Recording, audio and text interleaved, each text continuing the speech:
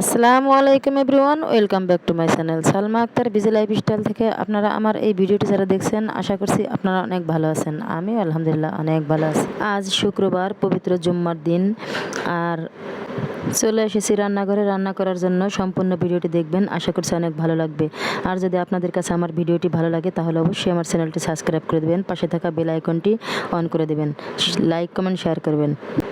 এখন আমি রান্না করতেছি ইলিশ মাছ কচুর মুখি দিয়ে, আর রান্না করব গরুর মাংস, আর হলো চিতই পিঠা বানাবো।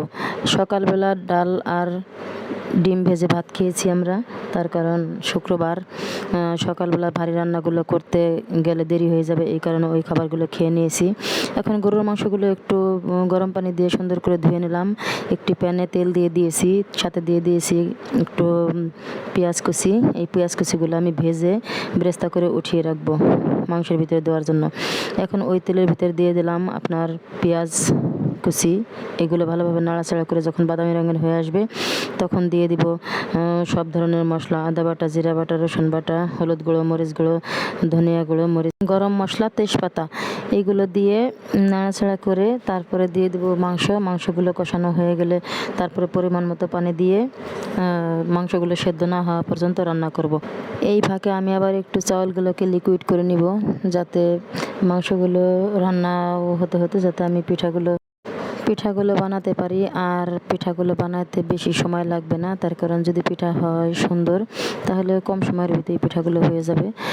আর সর্বোপরি কথা কি, শুক্রবারে ব্যস্ততা অনেক বেশি থাকে, কারণ পরিবারের সবাই বাড়িতেই থাকি, অফিস বন্ধ থাকে, মেয়েদের মাদ্রাসা বন্ধ থাকে, আর ওরা অনেক বেলা পর্যন্ত ঘুমায়। এই কারণে সকালের খাবার দেখা যায় দুপুরে খায়, আর দুপুরের খাবার দেখা যায় বিকালে খায়। এই কারণে কোনো সুন্দরভাবে কোনো কিছুই করা হয় না।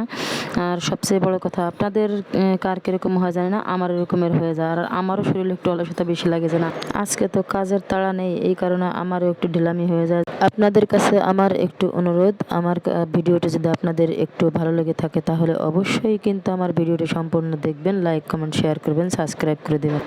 যাই হোক, আমার রান্নাটা প্রায় শেষের দিকে। এখন পিঠার গুলা করে নিয়েছি, এখন পিঠা বানাবো। পিঠা বানানোটা অবশ্য ভিডিও করিনি।